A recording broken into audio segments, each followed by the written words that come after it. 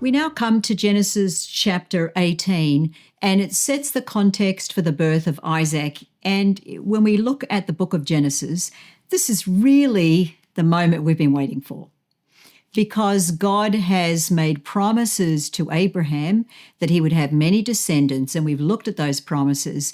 But do you remember that when we introduced the story of Abraham and Sarah, I mentioned that all the way back in Genesis 11, verse 30, it says, Sarah was barren, she had no child.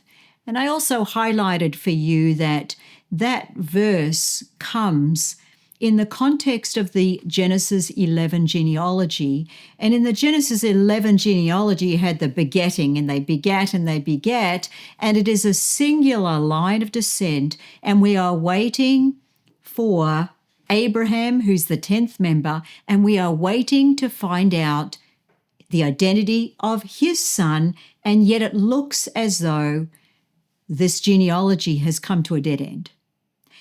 But this is why it's so important that God has made promises to Abraham. And in Genesis 15, we saw the promise that one coming forth from your own loins will be your heir. And we saw in Genesis chapter 17 that God promises Sarah that she will have a son. And I just want to reiterate that promise because it comes immediately before our chapter. Because it's also the place where Abraham is told what to call his son, and we'll see why.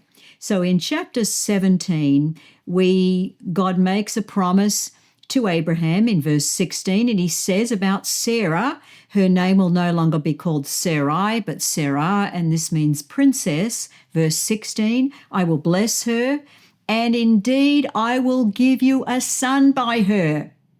This is now the first time we find out that Sarah is going to have a son and that she will be the mother. And what do we know? What happens next?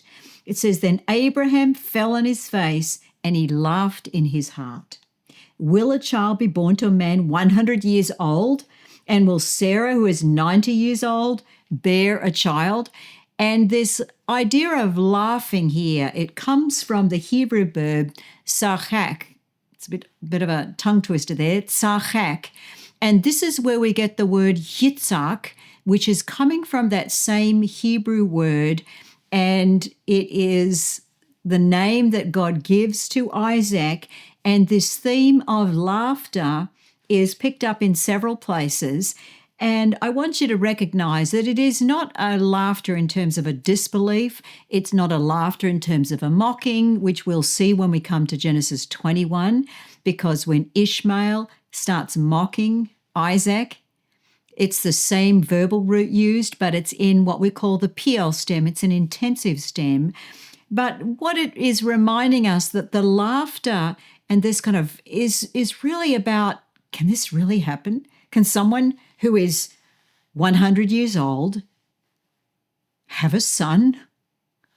And we're going to see in chapter 18, verse 11, that not only are they elderly, but Sarah is past the way of a woman, it says, which is referring to the fact that she can no longer have children.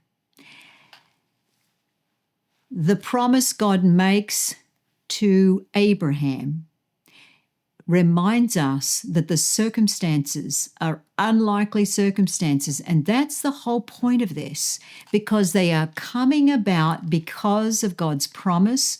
And we've spoken about the fact that the word of God in Genesis 1, and God said, and it came to pass. And God said, and it came to pass.